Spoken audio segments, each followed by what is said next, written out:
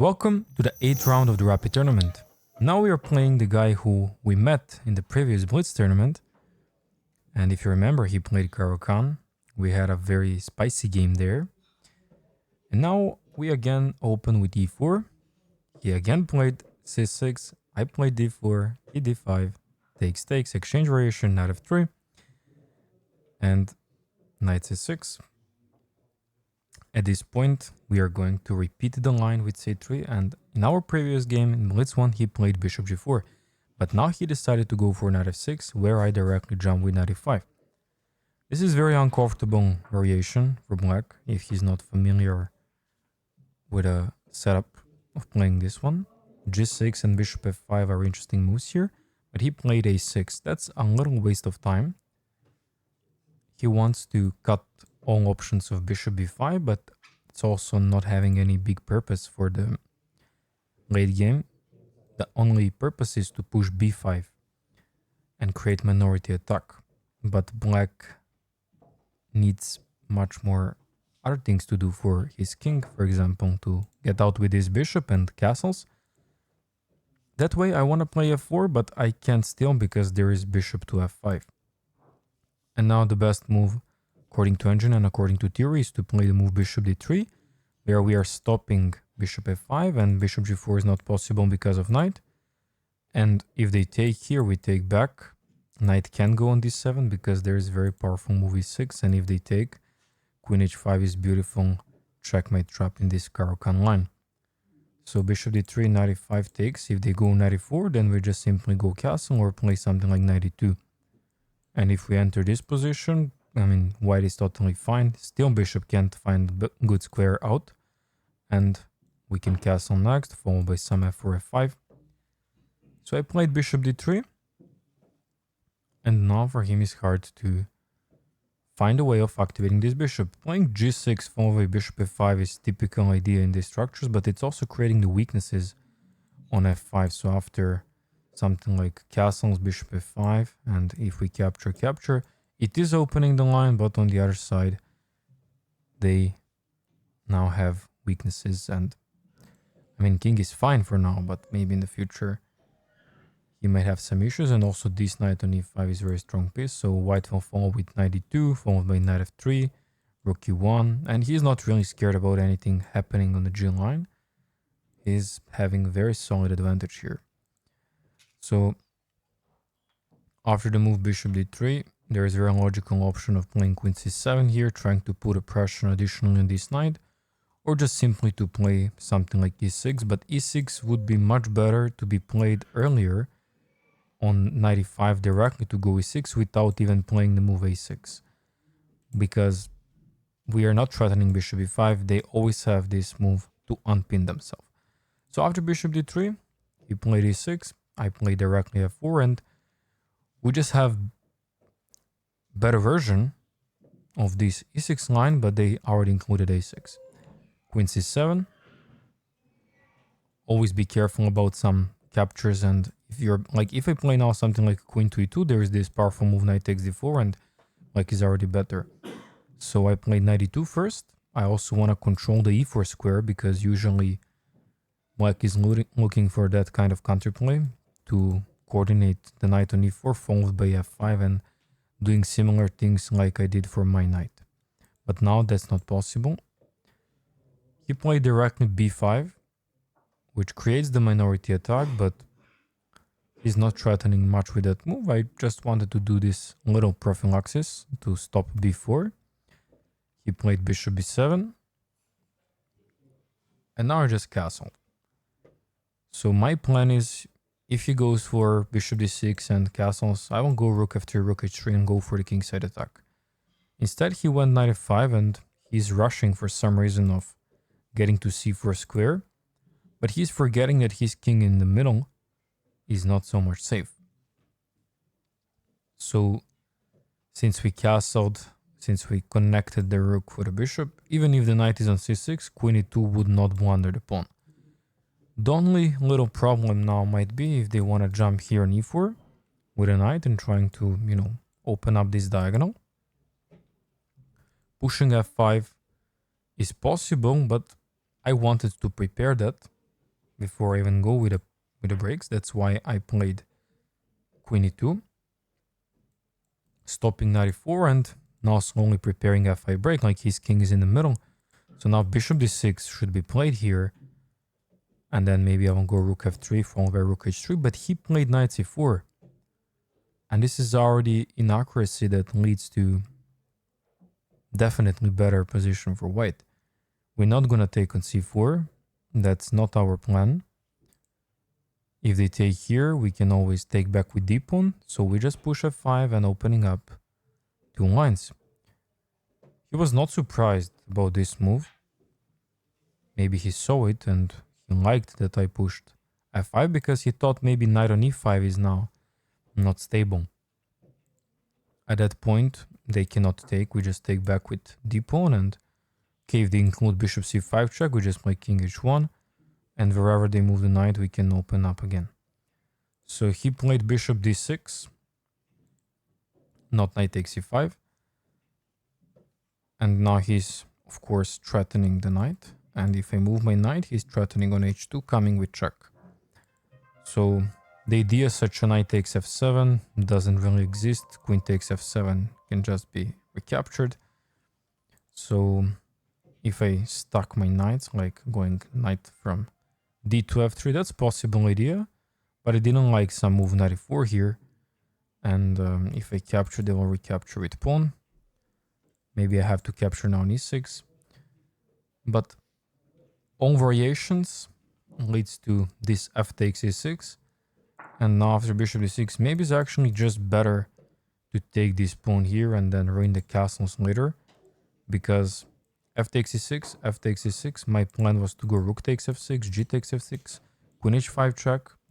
And now after king d8 to go knight f7, king moves somewhere now just to take the rook in the corner and to play this position. We just collected the pawn. Now maybe queen f7 will come. Then we're gonna collect the pawn here because after bishop e7 here, we might have some breaks or improving the knight from b3 to c5, and definitely their king is in a big trouble. So after bishop d6, I simply took on e6. And now, as the best move according to engine, for them is to retake. But he didn't like the move rook takes f6 for sure. And he's now thinking about recapturing different way. Capturing here with bishop is not good idea because we simply take back with pawn and then take on f7. They don't have time to, even capture here with queen. We just simply take here and our bishop is protecting back our queen. So he took with knight, we take back with pawn. Now we provide a fork, and he forgot about one move before we take on f7, and that's the move knight f3. Knight f3 is multifunctional move, protecting h2 and attacking the bishop on e5. On the same side, we have the take on f7. We are not really anything down here. We are even making this king out of castles. So knight f3 was only move that pressures more and leads to totally winning position for white. Now the only move is to go back, of course, bishop d6, where we have e takes f7 coming with check.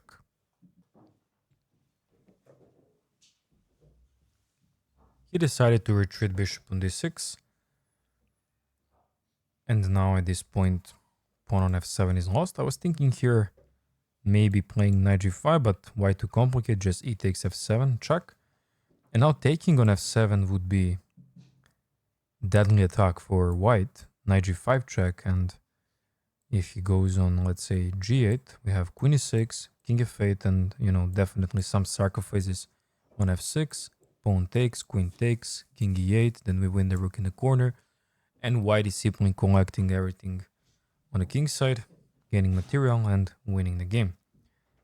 So after he takes f7, he's considering, instead of going with king on f7, to play king f8 or king d8.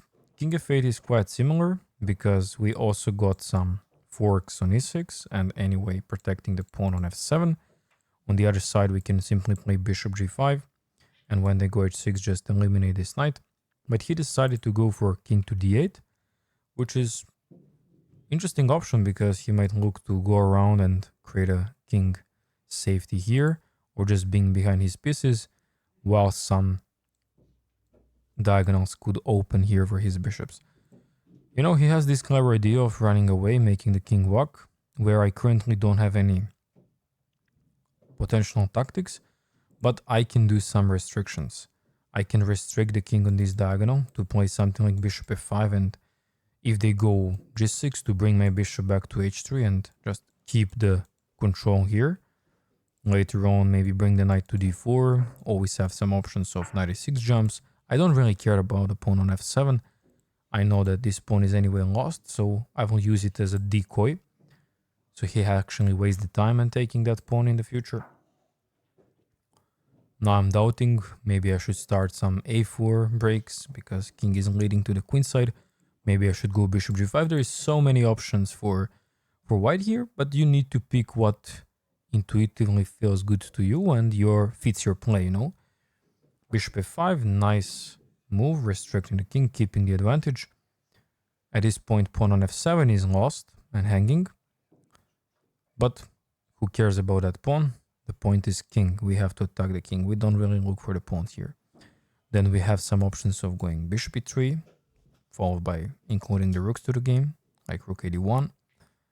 Definitely some pressure on the d line.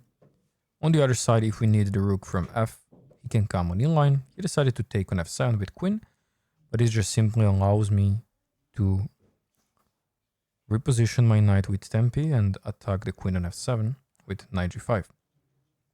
Also, knight e6 is coming later, and he has to be careful now.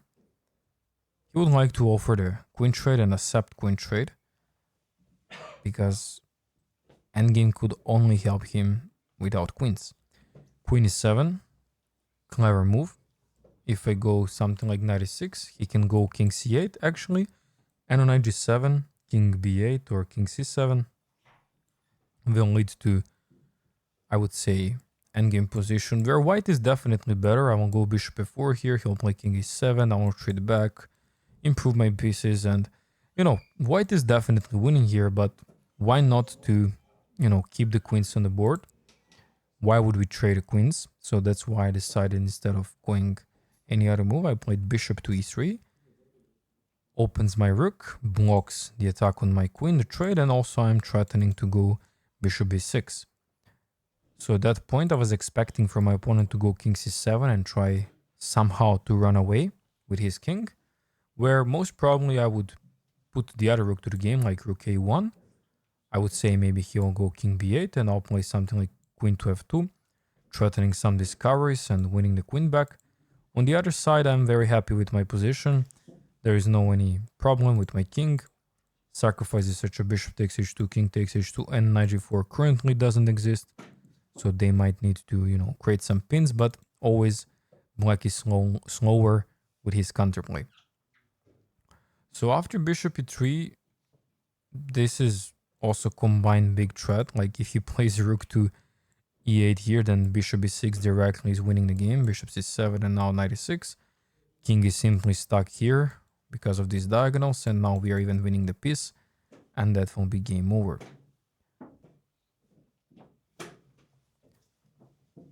He played h6, trying to kick my knight out of the way. At this point, I can start again with knight e6, but I didn't like the fact king is moving away and trying to hide on the queen side. Maybe we should start with check with bishop, because bishop c7 we know it's not possible since we again have the move knight e6.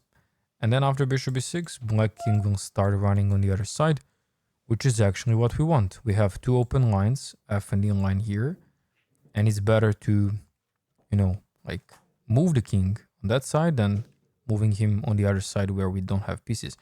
Also playing knight e6 here and allowing him to run away is totally good position for white, but we wanna get out of this maximum impact. That's why I started with bishop e6, he played king to e8.